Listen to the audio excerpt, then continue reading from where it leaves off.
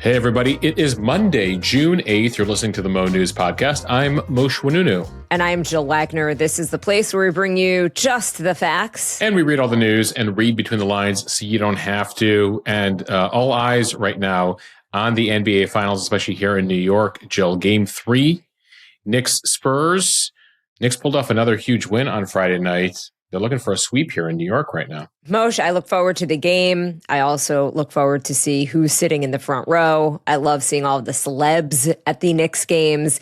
And tonight, President Trump says he plans to attend. Yeah, at least as of this taping, he says he plans to be there. And he is a longtime New Yorker, Knicks fan. You often saw him sitting in the front row there. There's photos of him from the 80s, from the 90s, from the early 2000s, though that was all prior to him being president. And so there are definitely people who are like, the last thing we need right now is the Secret Service and various security requirements that will now be imposed on MSG in what already has a huge security cordon. They're talking about TSA-style scanning and procedures, fans having to go through enhanced security measures, a strict no-bag policy, a variety of things. And then you saw Stephen A. Smith, who's a sports commentator who might be running for president as a Democrat. Nonetheless, he spoke out over the weekend being like, can you just not come? Like, can we just not make the NBA Finals political?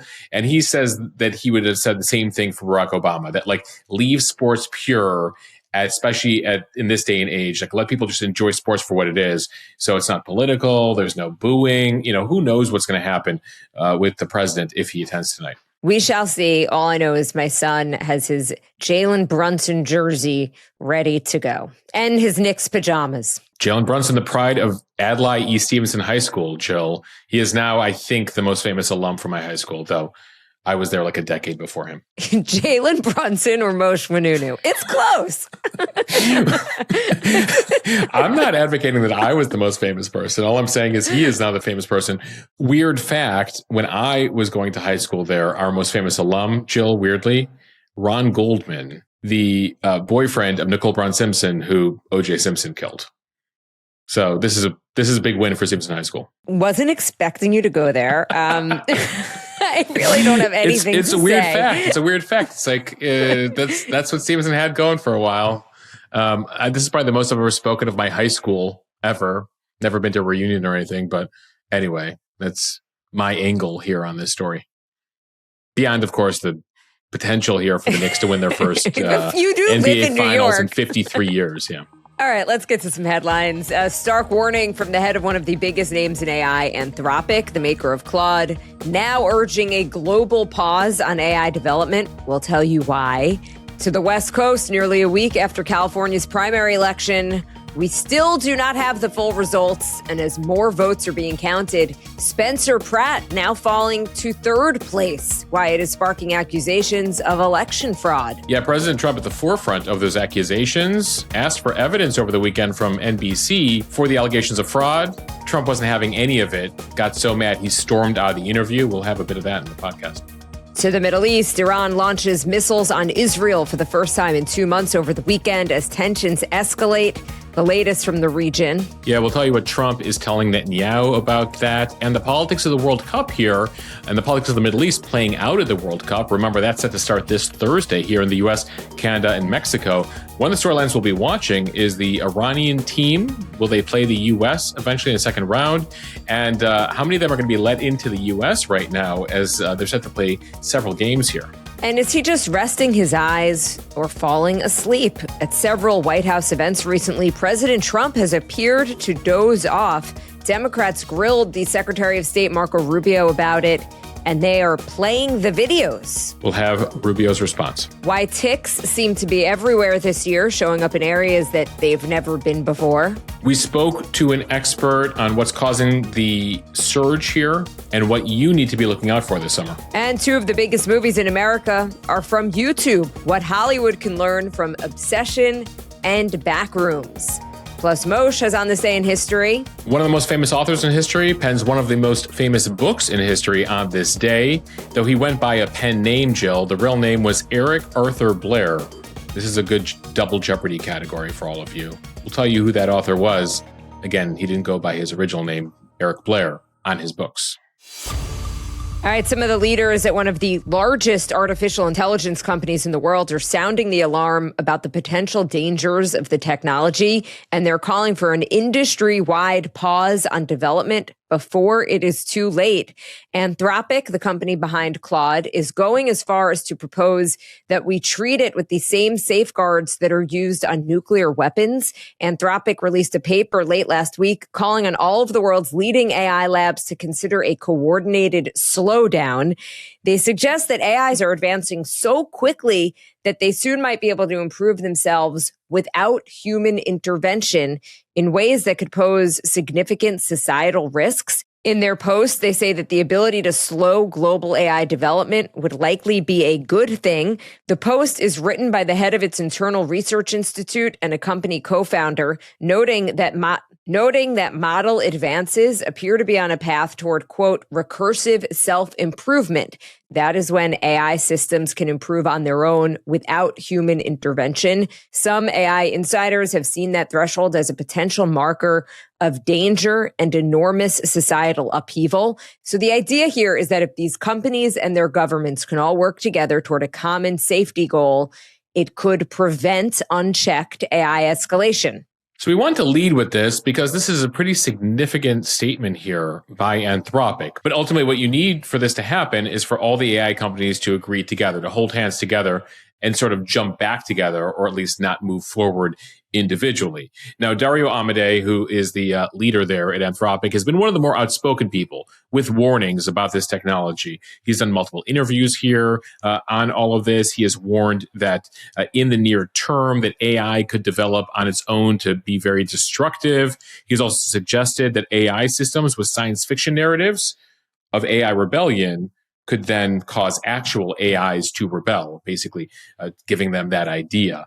And this is the scary part of AI, and one of the reasons why a number of people are agreeing with this, saying, yeah, maybe it's time to slow things down before we destroy ourselves by creating a Frankenstein that can destroy us. But what's interesting here is Anthropic isn't proposing to do this on its own. They want the others to agree here.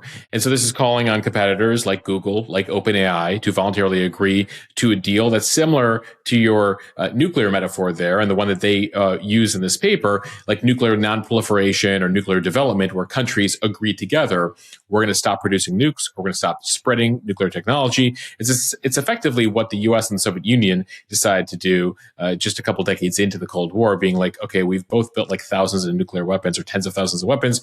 Maybe we should stop testing them. Maybe we should stop making them bigger. Maybe we should start eliminating our stockpile. And you had to effectively have a deal there, a global deal among nuclear powers to do that. There is no global regulator here when it comes to AI. There's no single institution that is empowered to enforce these rules. So the challenge here is sort of political, like the Cold War, like nuclear weapons. All these companies have to agree. And that also includes significantly here China, Jill, because it's effectively a race now between the Chinese companies and the American companies. And so all we've been hearing for a while is the Americans and, you know, the pro people here saying, go, go, go, go, go, or China will eat our lunch on AI. But ultimately, you know, as we've talked about that recent summit between Trump and Xi Jinping, this is added to the agenda. Can we trust each other? Over there in China, the government has control of AI. Here in the US, though, that is not the case. But it is interesting because Trump will be having a meeting this week with a number of AI CEOs. And on the agenda is whether the government may take a financial stake in AI's future. Again, this technology is so powerful here that there's concern here that there's a handful of tech CEOs basically deciding the fate of humanity. So none of this is new for Anthropic's CEO, Dario Amodei. He actually was doing AI safety research back in 2016, years before founding the company. As you said, he has been one of the AI leaders who has been issuing the most stark warnings in recent years, even as his company has moved at lightning speed to keep up with competitors. So as much as we talk about the incredible opportunity here with AI, how AI has already helped medical science and so many good things, you know, that piece gets at many other pieces, interviews he's done, get at the nefarious scenario. Bad actors utilizing this. Jill, and actually came up in recent days. The CEOs, including Amodei, as well as Sam Altman of OpenAI, the heads of Google, Microsoft AI, DeepMind, set aside their rivalry in a joint letter to Congress recently, warning that AI is making it dangerously easy to design and create bioweapons. Central to the argument here is that AI is advancing so quickly that it's dismantling the technical obstacles that have long kept biological weapons out of the reach of most bad actors, that AI systems can now match PhD level virologists on technical laboratory questions. So, think COVID, but worse. And so among the demands here from the AI companies is that Congress ratchets up standards when it comes to anyone selling or manufacturing synthetic nucleic acids, basically stuff that can go into DNA and RNA manipulation. They also believe that there should be documentation of transactions that would give authorities a way to pursue any dangerous orders that slip through the screening process. So basically what they're saying is our AI has gotten so powerful, it'll help people create bioweapons to kill people. And you need to ensure that anyone that can sell those materials online is actually thoroughly vetting the people who are purchasing that. Right now, screening is voluntary. And so Joel, something I wasn't thinking about until I saw that story last week. All of this, and again, I mentioned Trump is meeting with his AI CEOs, but this is moving super, super fast. We're putting incredible amount of power, again, PhD level virology in the hands of, frankly, everybody.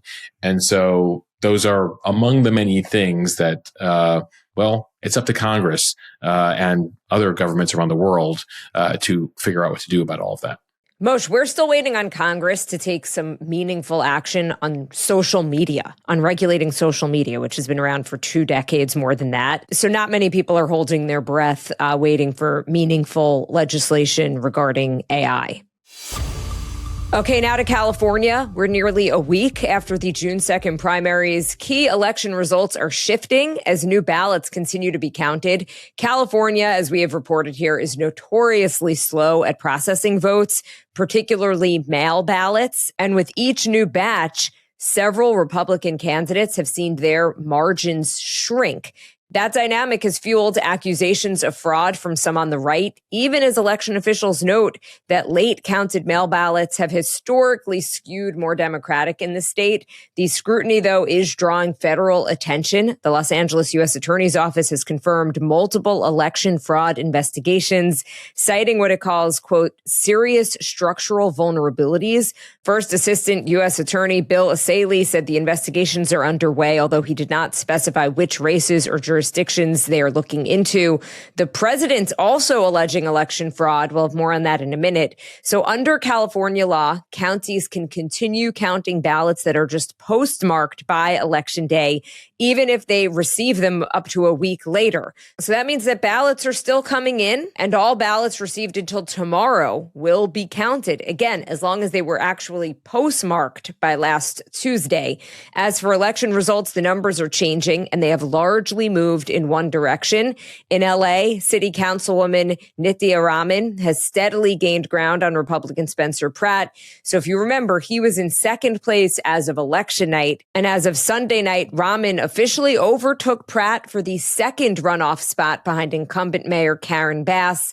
Bass has already advanced to the November general election. The question in that race is just who she's going to be running against. A similar pattern is emerging in the governor's race. Republican Steve Hilton's early lead over Democrat Tom Steyer for the second runoff position has narrowed as more votes are being counted. The top finisher, Democrat Javier Becerra, he has already locked in the top spot. And like in the mayor's race, they're just waiting for who's going to be in second place, either Hilton or Steyer. The shifting voting margins have intensified Republican complaints about California's lengthy vote counting process. Democrats, though, argue the results simply reflect the state's long-established practice of counting large numbers of mail ballots after Election Day itself. So a little context here on the federal investigation. An opening one doesn't necessarily mean prosecutors have found evidence of fraud, but under a longstanding program the Justice Department has, they designate prosecutors to receive and review complaints of possible election-related crimes. We saw this play out state by state in 2020 as Trump made those claims. He still stands by those fraud claims, though ultimately there was no evidence found of any widespread fraud in 2020 when Trump lost his initial re-election attempt that year to Joe Biden. The question here is, will they find anything? Right now, there does not appear to be any evidence publicly of any nefarious fraud happening out there, despite the fact that Republicans are complaining here, saying, what's going on? Now, when you talk to longtime watchers there, Democrat and Republican in California, this is a trend line that we have seen before, that Republicans tend to vote early or vote on election day, and Democrats tend to vote late, including mailing their ballots at the last second. And one of the dynamics this year also was the fact that the Democratic field, whether it was the gubernatorial field or the LA mayor field, a lot of people were debating up until the last second to see how things were going, how polls were going. Whereas in LA, if you were center or center right, you had one choice, Spencer Pratt. And at the gubernatorial level, there were basically Steve Hilton and then one other choice for governor, and people had basically solidified around Hilton. So there weren't many Republicans or folks sort of moderate to moderate right deciding at the last second. There's an X post that caught our attention from Michael Trujillo. He's a longtime Democratic strategist in California, not even a Nithya Raman fan, but he noted in particular that young people in LA and California tend to get voting guides from various groups, and they all tend to vote late. And they've seen this trend line again in previous elections, that they organize late, and Republicans in the state tend to organize around early vote, and their demographic, older demographic, again, tends to either vote early or vote on election day in person. So ultimately, folks within the state and city say, nothing's up here. This is just the way things go. But California's slow vote counting has been the target for a long time of reforms and attacks. California literally is sometimes the slowest counting state in the country. Other states, you saw Governor Ron DeSantis among them over the weekend saying, what is going on in your state? We can count the entire state in a couple hours. Even if there's no fraud going on, you're making it look like fraud is going on. And that's part of the optics issue here that's playing out, Jill, in California, that, ultimately may lead to reform finally, because in this day and age, it's not enough to not have fraud. You can't have the appearance of fraud. And that, as you keep seeing this play out day after day, and Raman overtaking Pratt on Sunday night, you're going to be hearing this loud across the country, including because of the fact that President Trump is among those, saying something fishy is happening here. Now, he's done that before for most of his campaigns when he's lost, but certainly here as he sees folks on the right and folks that he supported losing traction here. It looks like Hilton's going to pull it out at governor, but Pratt effectively, it looks like he's out here as mayor. And so this was among the issues that was discussed during the Meet the Press interview on Sunday on NBC. They taped it a couple days before, Jill. It went for about 50 minutes. It was set to go longer, but he stormed off set as he was being asked about it. Take a listen to this. Your elections are crooked, and you're crooked, and Meet the Press is crooked, and so is ABC and CBS and CNN. But Mr. President, you're one-sided crooked networks. All right, let's call it quits because I've had enough. Thank you, darling. Have a good time. Mr. President, let's please. I traveled all the way to Wisconsin. I've sat in the rain with you. I know. I traveled all the way to Wisconsin. On and off in the rain, and I've given you enough time. You ought to straighten out your press, because you know what? Mr. A country can never be great with a dishonest. Listen, he traveled all the way to Wisconsin for this interview. What you hear at the end there is Trump taking off his microphone and storming out of the interview. Now, again, it was 50 minutes in. He had sat down for a while. Kristen Welker, who is the interviewer there, the moderator of Meet the Press, said on the show on Sunday that they spoke by phone after he stormed off the set. And Trump has agreed to come back on Meet the Press in the near future. Moshe, it's like the definition of a love-hate relationship. Trump just cannot quit mainstream media as hard as he tries. No, he's like, I hate you, you're corrupt, whatever, storm off the set. And then Kristen Welker calls him a day later, and he's like, oh, sure, I'll come back on the show. All right, time for the speed read, starting with the latest on the war with Iran. From CNN and Axios, Iran launched several waves of missiles at Israel on Sunday. The Iranian regime says this was in retaliation for an Israeli strike against Hezbollah in Beirut earlier in the day. Now, this was the first direct Iranian missile attack in 2 months since the April 8th ceasefire, and a major regional escalation that does threaten to unravel the U.S.-Iran negotiations and potentially reignite the war. Iran's Islamic Revolutionary Guard Corps said the missiles were launched as a warning to Israel, and it threatened broader attacks across the region if Israeli strikes in Lebanon continue.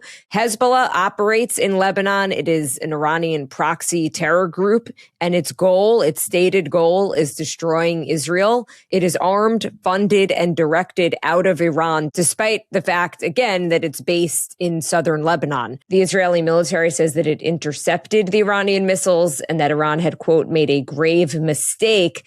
And most late on Sunday night, we learned that the IDF did respond by striking military targets in western and central Iran. Yes, as of late Sunday night, we're still waiting details on exactly what they had, how significant it was. But the Israelis felt compelled to strike back here because, again, this was the first Iranian strike on Israel in 2 months.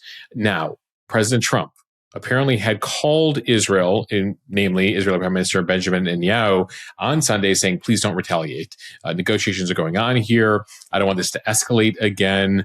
He told Axios in an interview, if Bibi strikes them back, it's just going to keep going like the last 47 years or the last 3,000 years. Trump likes to talk in Middle East biblical millennia these days. And the president said that this could jeopardize what he described was progress in a broader deal here with Iran.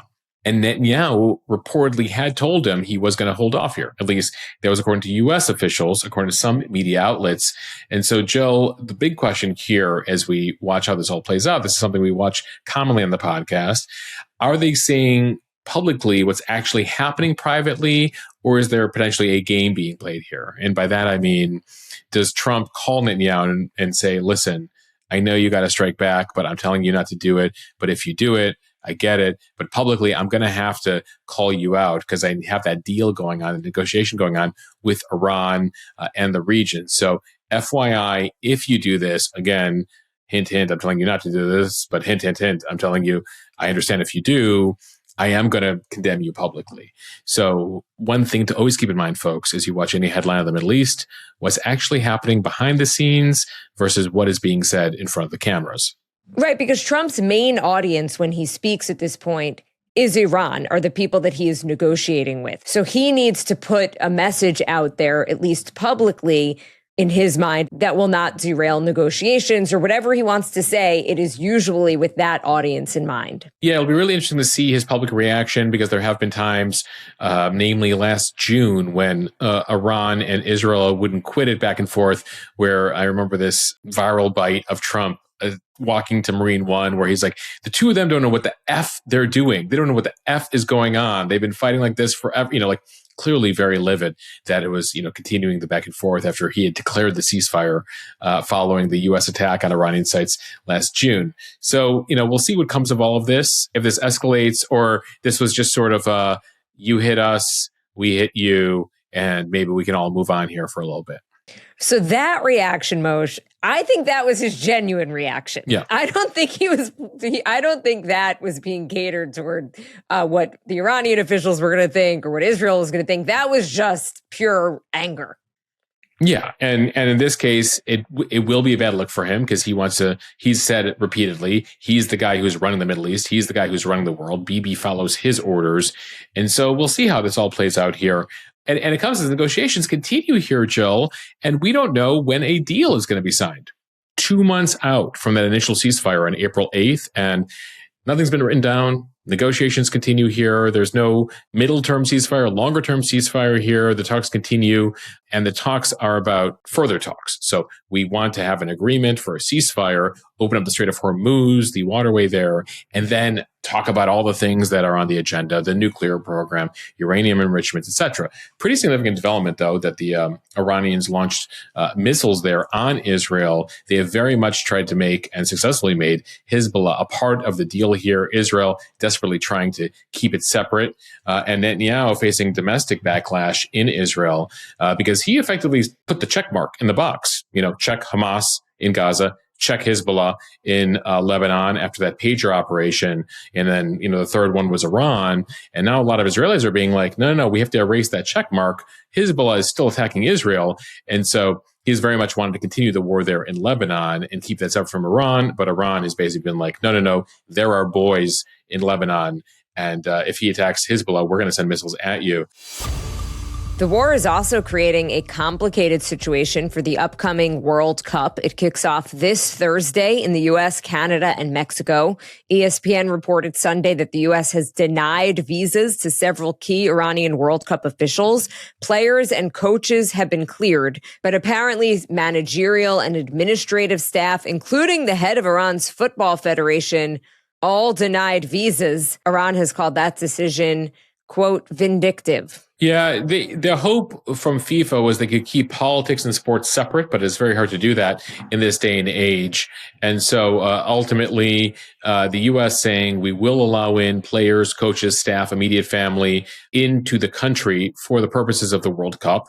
But ultimately here that anyone affiliated with the Iranian Revolutionary Guard Corps will be denied a visa. And it actually turns out that several of them had served in the IRGC or had IRGC connections. And the IRGC, of course, is considered a terrorist group by the U.S. and a number of other countries. So a lot of pushback here from the Iranians. In fact, all of this back and forth around visas forced them to move their training base from Tucson, Arizona to Tijuana, Mexico. Remember, this World Cup is happening in Mexico, the U.S., and Canada.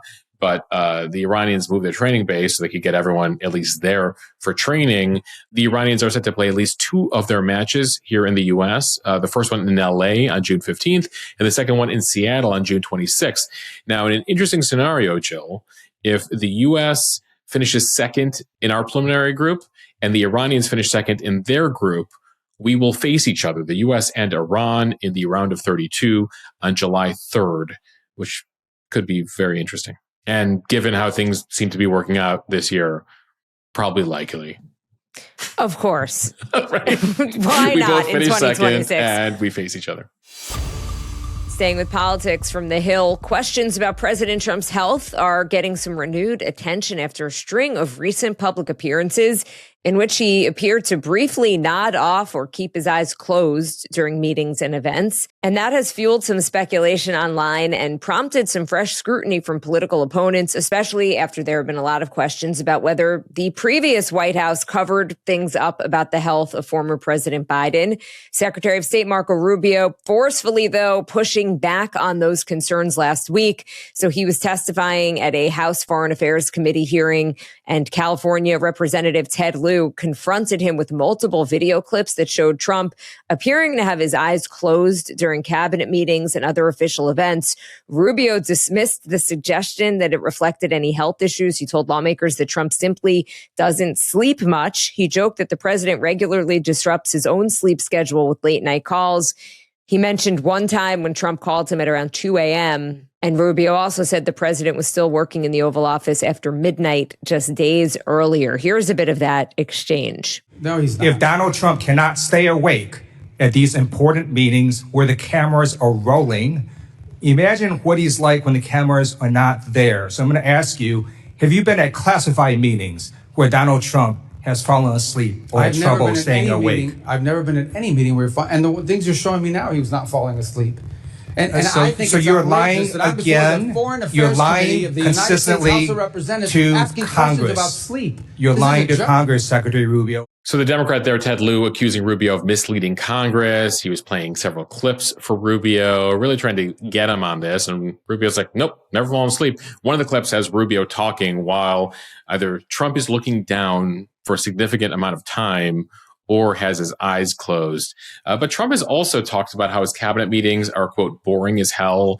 Various meetings are boring. And so sort of admitting without admitting that he's probably sleeping or taking naps. Now, the whole argument that Trump doesn't sleep is true. I've heard that from multiple people. We've heard that from multiple people. Speaker Johnson told me that last year when I was in his office, that he would have these initial meetings with Elon Musk and Trump into 2 a.m., 3 a.m. And he likes to get, Johnson likes to get 5 or 6 hours of sleep. He's like, I can't do that anymore with Trump as president. So clearly Trump getting his sleep on here during these hours-long sessions in the Oval Office. But the larger question here is, are there any health issues? Trump is the oldest president ever, a few months older than Biden was at this moment. He's set to turn 80 later this month on June 14th.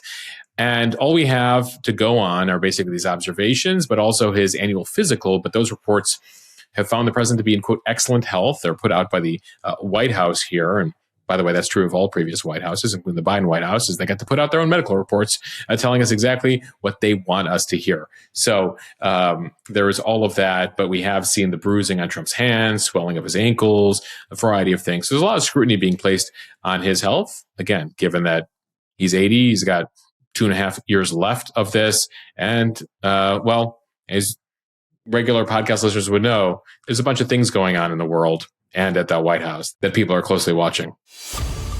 From USA Today, this year's tick season is set to be the worst in a decade. According to the CDC, emergency room visits for tick bites are currently at their highest level since 2017. And one medical expert tells Mo News that those numbers are only the tip of the iceberg. So why is this year particularly bad? The short answer is the weather. Warming temperatures have helped ticks migrate into new regions. And this past winter, even though there was tons of snow, it actually worked in their favor. The ticks were able to shelter under the moist snow as opposed to drying out and dying, especially in the northeastern part of the U.S. Dr. Nicole Baumgarth, the director of the Lyme and Tick-Borne Diseases Research and Education Institute at Johns Hopkins, tells us that they essentially use ice and snow as kind of like a natural igloo. The Northeast is still the epicenter for Lyme disease, and ticks are especially drawn to suburbs where wooded areas meet populated neighborhoods. And that problem is also spreading further north. Canada had virtually no Lyme disease about 25 years ago, and that is rapidly changing as well. Yeah, we put a side-by-side map up in our Friday Substack. So check out the Mo newsletter, free daily every afternoon. We did a deeper dive into all things ticks in the Friday issue on the Mo News Substack. But the scale is worth noting here because the CDC estimates that about 500,000 Americans every year are treated for Lyme disease. And Lyme is not the only concern here with ticks. There are 20 different diseases beyond that, transmitting bacteria, viruses, and parasites directly into the bloodstream. There's a species of tick, the Lone Star tick in particular, that's especially aggressive and can trigger severe meat allergies in people. They've seen it in particular in Martha's Vineyard, Jill. There was a story CNN did recently about the outbreak of alpha-gal syndrome that leads to a lifelong allergy to red meat and dairy. And that's leading restaurants there, grocery stores there to completely change either their menus or what they sell at the grocery store due to the explosion here in alpha-gal. We've also heard from a number of you in the Mo News community who either suffer from alpha-gal or have friends or family that do. So a lot of concern here around ticks. So what to do about all of it?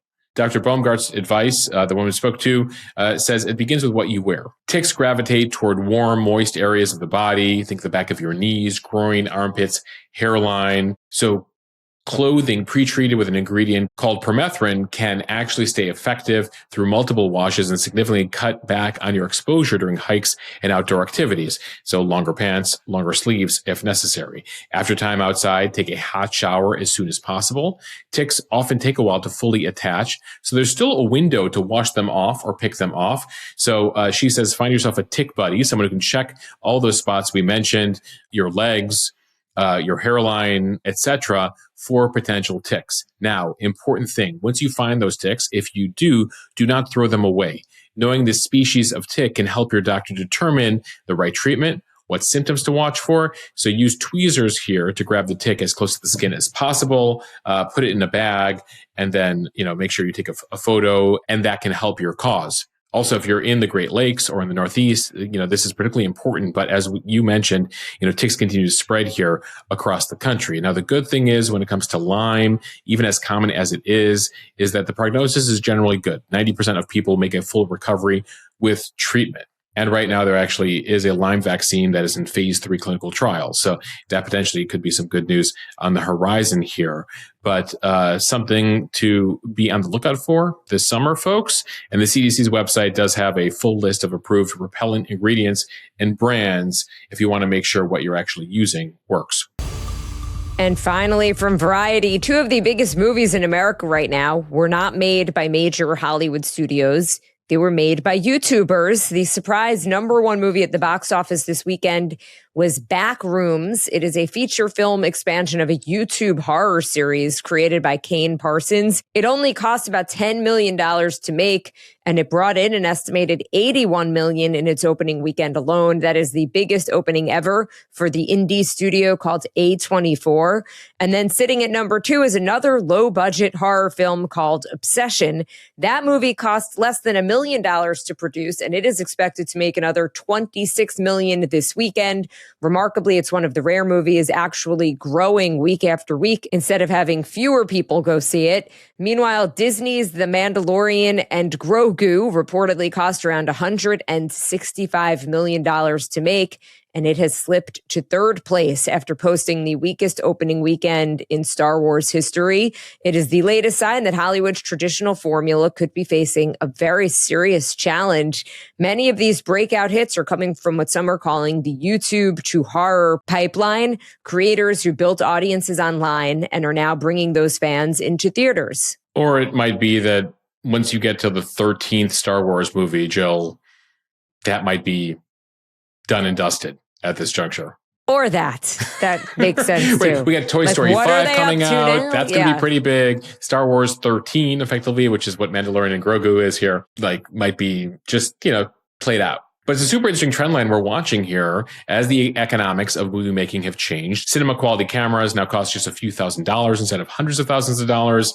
And people can write, shoot, edit, market, and distribute their own projects, especially utilizing YouTube. One of the interesting things here about YouTube is that you get instant feedback. You can upload a video, post clips, see what works, adjust in real time. And traditional studios spend years developing a film before finding out whether audiences actually like it.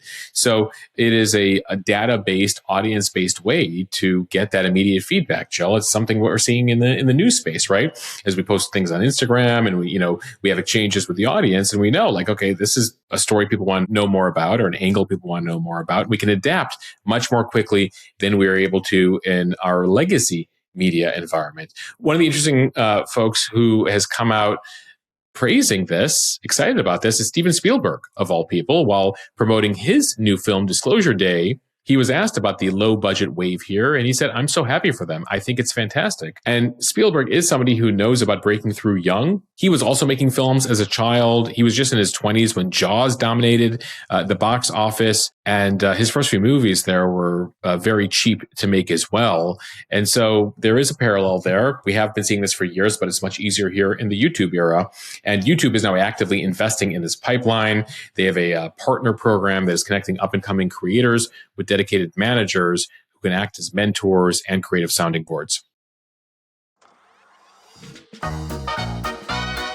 All right, now time for On This Day in History. On this day in 1504, yes, 1504, 500 plus years ago today, Michelangelo's David was officially completed and installed in Florence, Italy. They didn't open it up to the public until the fall of 1504, but it's considered one of the greatest pieces of art of all time. On this day in 1949, the answer to your clue at the top. He was born Eric Blair, but he wrote his books under the name George Orwell. On this day in history, Orwell publishing his dystopian classic, 1984, A Warning Against Totalitarianism, and introducing concepts like Big Brother and Thought Police.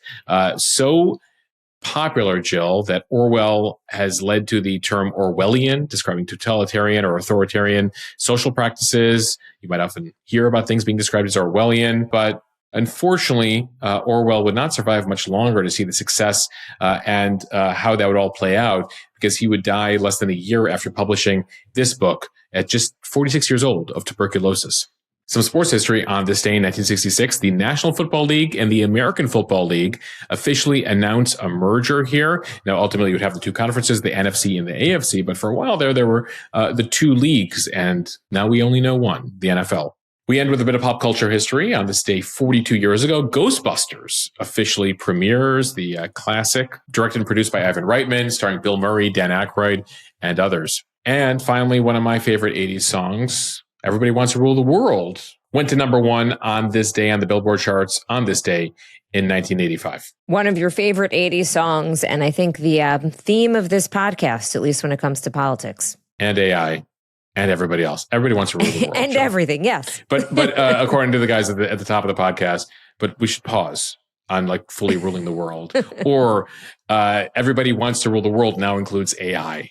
So let's pause here before AI rules the world. All right, everybody. Thank you for listening to the Mo News podcast on this Monday. If you like what you hear, please share this with your friends. It will help us grow. Follow us and subscribe so you do not miss an episode. Review us kindly in the App Store. The reviews really help. And if you value our news coverage, consider joining the Mo News Premium community. Yes, Premium is where coverage continues all weekend long. Every weekend, we put an exclusive podcast out for all of you, the Ask Mo Anything podcast. You also get all our interviews early and first. And we do news workshops, a variety of other perks there. Plus, we depend on all of you and your support. We are majority supported by our premium members. So if you like what we're doing here at Mo News and you want to support what we're doing and keep it going and growing, please consider joining Mo News Premium. We have a 30-day free trial going right now over at mo.news/premium. All right, everyone, we'll see you back here tomorrow. Hi, I'm Olivia. Thank you for listening to the Mo News podcast with Jill and Mo.